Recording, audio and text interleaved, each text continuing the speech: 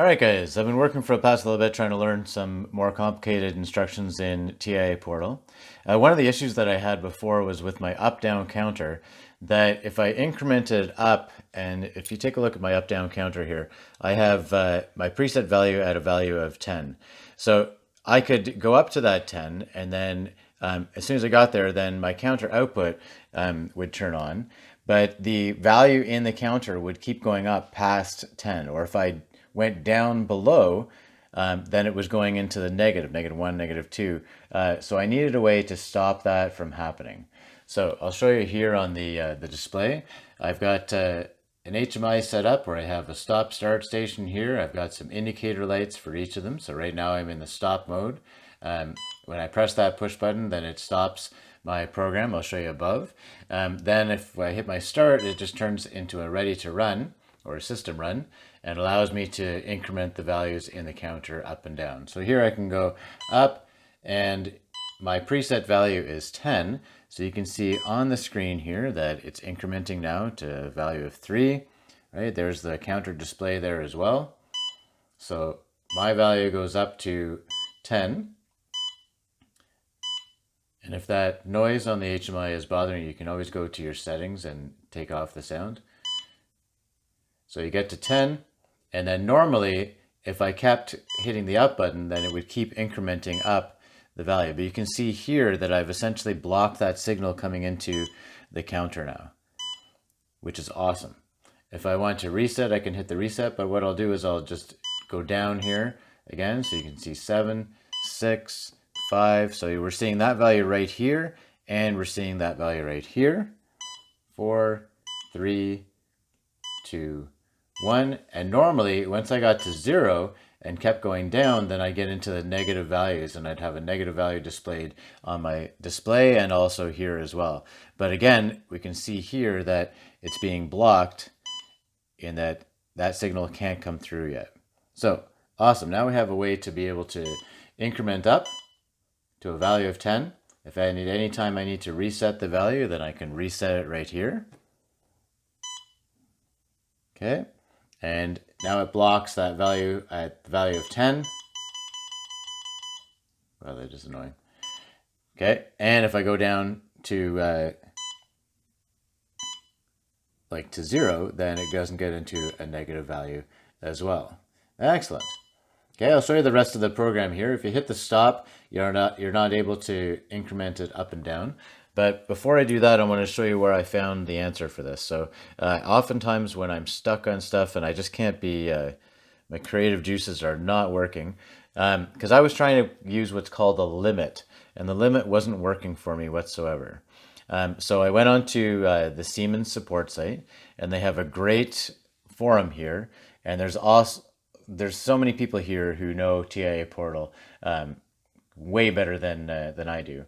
I just know the basics of it. And so here I've just put in what's the preferred method to limit the count up down. So it doesn't decrement lower than a value of 0. It doesn't increment past a certain value, for example, in my case, a maximum of 10. So if we scroll down here, then within 24 hours, so I wake up the next day, and Hattie's provided me with the answer. It says, insert a comparator before the count up, comparing the count value and that it's under 10. Insert another comparator in front of the count down, comparing that the count value is over 0. This way you have a limitation for the counter value to be between 0 and 10. Okay, I haven't used the next thing here. He says, or instead of comparators, you can use the QU and QD outputs of the block to limit count up and count down. This only applies if the PV has a value above 0. So I haven't tried that one yet. And I'm interested in the comment section below if you can provide me with some feedback on this guy and give me other ways to do this, or whether you feel like this is the best way to do it.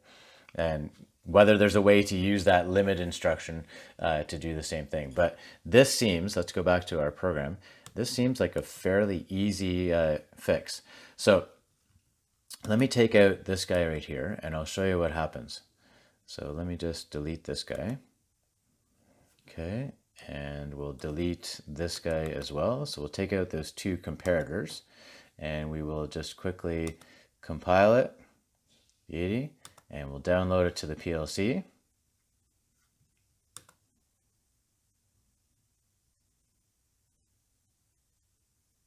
Okay, excellent. So I'm still in the run mode here. So let me show you this top portion here. So all I've done here on this screen, and I'm thinking about doing a video. If you're interested in knowing how I've created this HMI screen, then again, leave a comment below.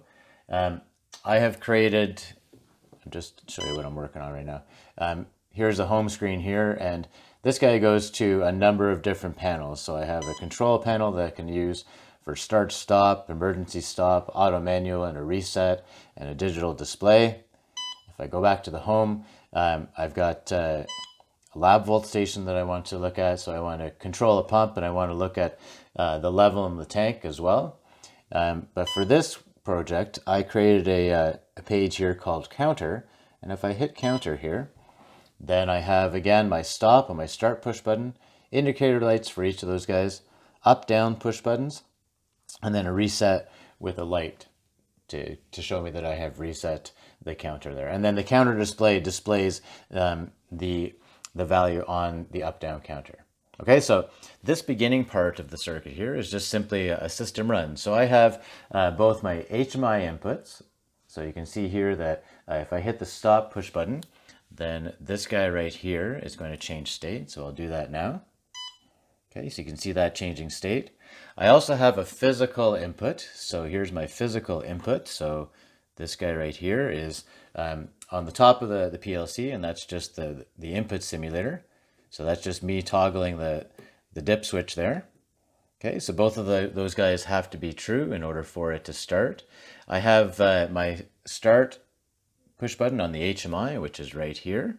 So if I hit that guy, then it turns on, sorry, this is my push button. If I hit this guy, then it turns on my system run.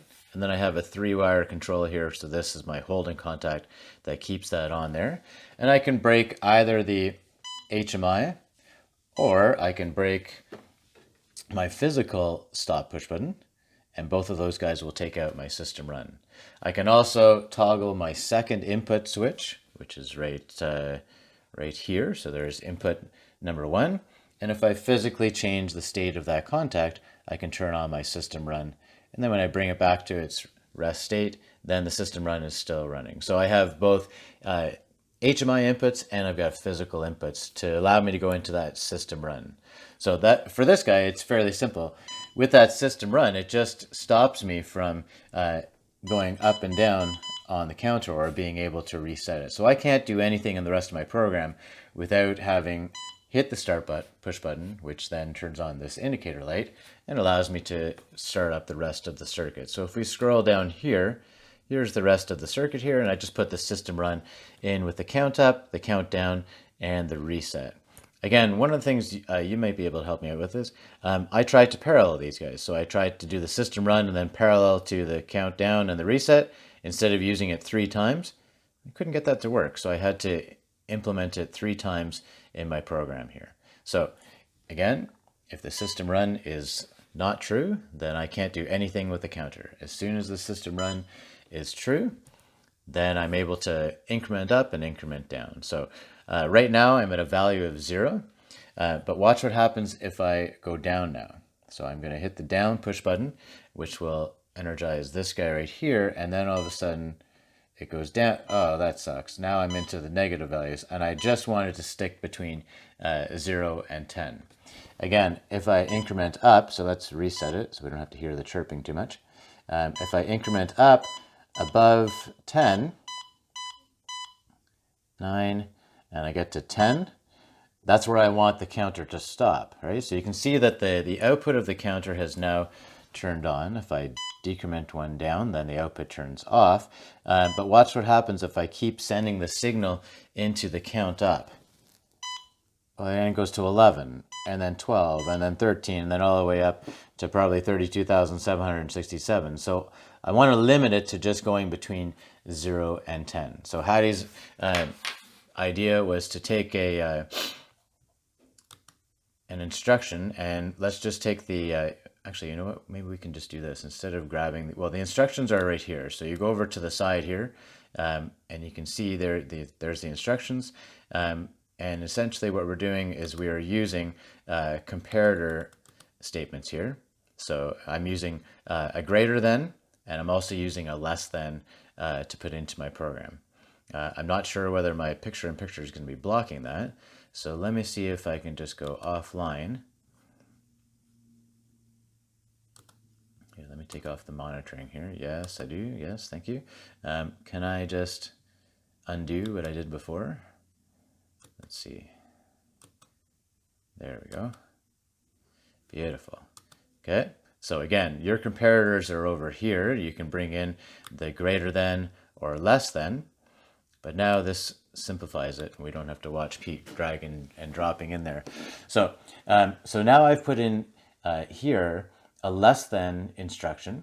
And again, if you want to change the this instruction, you can simply just go to the top. Here, let's see, the top right-hand corner here, right? And then you can change it to whichever comparator that you want. So I'm using a less than. I've made this a double integer value, and I'm comparing %MD4. And where did %MD4 come from? Well, I went over here to the counter output, and I created this tag here. So I said %MD4, so it could allow that value to be transferred over and keep it in the memory. And then I'm looking at that %MD4, and I'm saying, all right, as long as that's less than 10, then allow that signal or this rung to be true and allow the count up to go through. Okay, I tried it with the less than or equals, and in that case, if you do less than or equals, this value has to be 9. So that didn't really work for me. It just seemed counterintuitive to do that.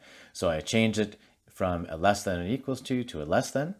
And again here, I have a greater than, and as long as it's greater than 0, again, looking at %MD4, which is my counter output right here, right? Or my accumulated value, then as long as that guy is greater than 0, then allow it to count down. So simply by putting in these two instructions, and we'll download that to our PLC now.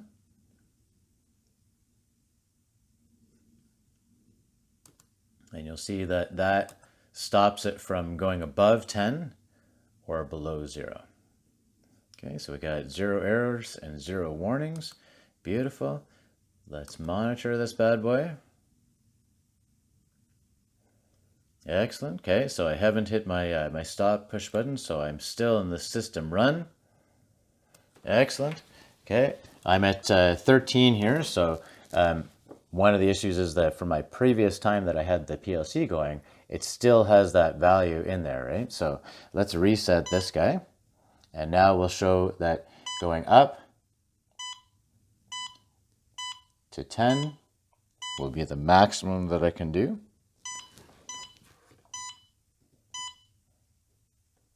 Excellent. Okay, so now you can see here that again, the signal is coming through from the up push button on the HMI there, which is simply just a memory bit. You can see I've used %M1.1. Okay, and if I decrement down, so let's just reset it so we don't have to hear the chirping. So I'll go up to maybe 2 there, and go down to 0. There's 1, there's 0. And at that point, you can see, so let's go up again because I did that a little bit too fast. You can see that this is true right now, but as soon as I go to 0, then it's no longer true, and I can't count down below the 0.